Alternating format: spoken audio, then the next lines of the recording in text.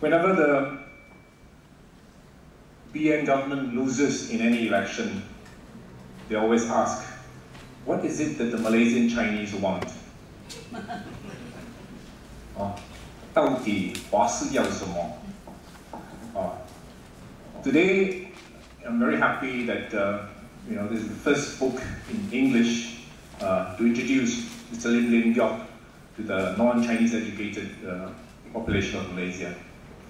And when you think that there is somebody who is recognized, overwhelmingly recognized as the soul of the Malaysian Chinese, nobody else, not any MCA leader or whoever, but Lim Lian Geok, a very simple, humble man. I think that is surely not only a tragedy that many Malaysians have not heard of him, but it's a tragedy that somebody who is recognized as the soul of Malaysian Chinese was stripped of his citizenship in 1961. So I hope that from today onwards, as more and more non-Chinese educated Malaysians get to know Lim Lian Geok, it'll be the start of the road to justice to reclaim the citizenship of Lim Lian Geok. I think by reclaiming the citizenship of Lim Lian Geok, it's not only a source of justice to this man, but it's also, Lim Lian Geok is also a symbol of all that the civil rights minded people in this country want. It is what, ever since then, since 1961 when his citizenship was taken away from him, many of those issues are still not resolved. And we can just point to one area of Malaysian life, something that was very dear to Mr. Lim Lian Geok's: education, Chinese schools, Tamil schools. And then we will know how far down the road we have gone as far as civil rights in Malaysia is concerned. At the time when Lim Lian Geok lost his citizenship in 1961, we had 1,350 Chinese schools and 888 Tamil schools. 50 years down the road, the Chinese have only 1,284 Chinese schools and 550 or so Tamil schools. So when the UMNO leaders ask, what is it the Malaysian Chinese want? I think it's very easy to see, isn't it? We have not increased one single school since 50 years ago. We have lost 70 Chinese schools, and we have lost more than 300 Tamil schools. And that is just on the number of schools. In the 50 years since independence, since Lim Lian Geok lost his citizenship, the country has developed in many ways. In many ways, and in ways of expenditure that some of you, may not be aware of. For example, only 3 months ago, when there was a defense fair in Kuala Lumpur, the government spent 10 billion on arms. 10 billion is equal to 10,000 schools. In one weekend, the government spent enough money to build 10,000 schools. One weekend. In the 10th Malaysia plan, in the 5 years from now, the government is going to spend 23 billion on arms. That is 23,000 schools.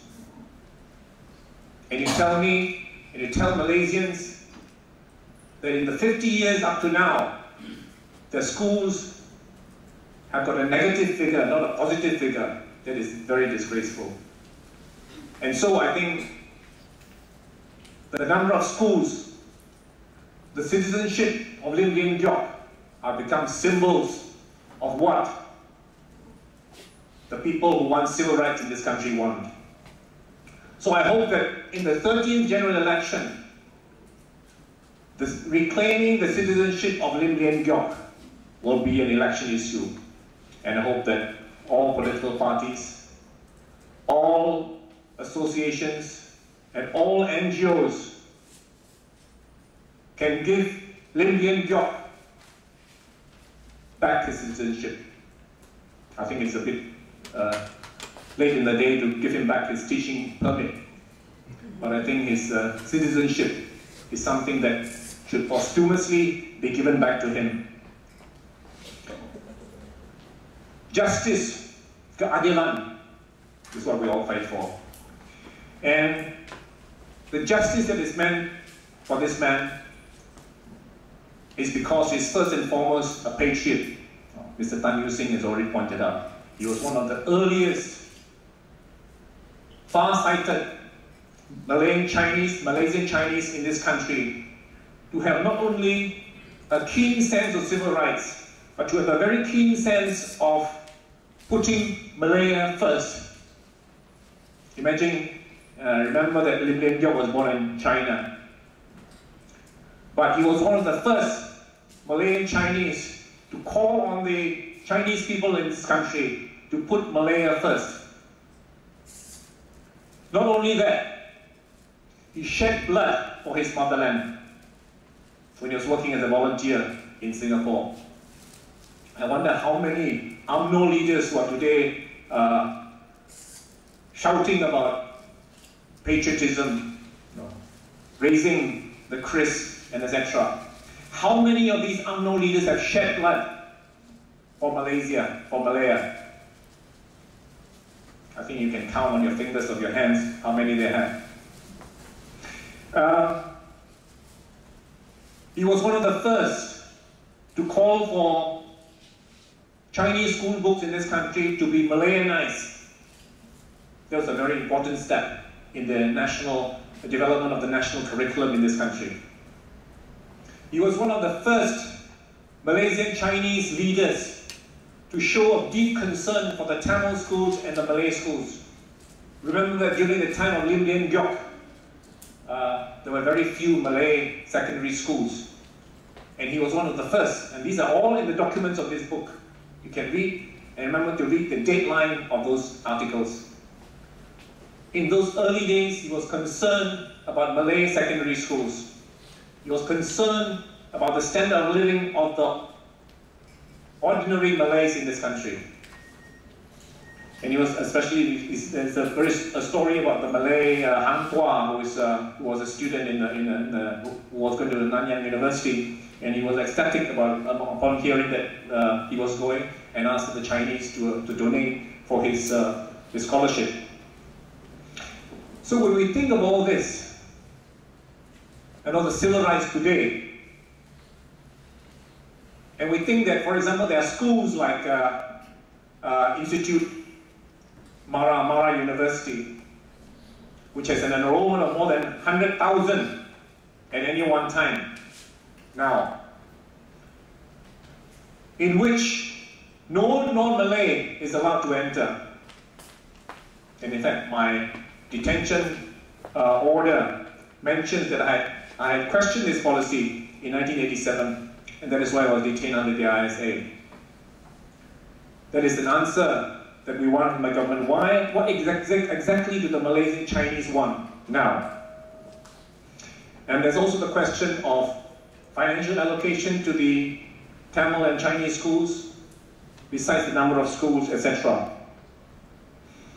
And today is interesting that we are talking about the citizenship of Lim Lian Geok, because I remember during the time of the Joint Declaration 1985, and we had a minimum program of demands at the time, and the question of citizenship, the number of stateless people in this country was mentioned. And in fact, the numbers are not ready to find. You know, I have some neighbors in my taman who work in the registration department, and this figure is not very easy to come by. But we know that every time there's an election, the Home Minister, Chris Shamudin, they call him, will be there, and then there'll be about 10 people who will be given citizenship, ICs, whatever, and they will be thanking Ishamuddin, even though they've been born in this country for 90 years, they have to thank the Home Minister for giving them the citizenship, 9, 10. But actually there are thousands of people. I'm not talking about immigrants, I'm talking about Malaysians who have been born in this country who still do not have citizenship or ICs.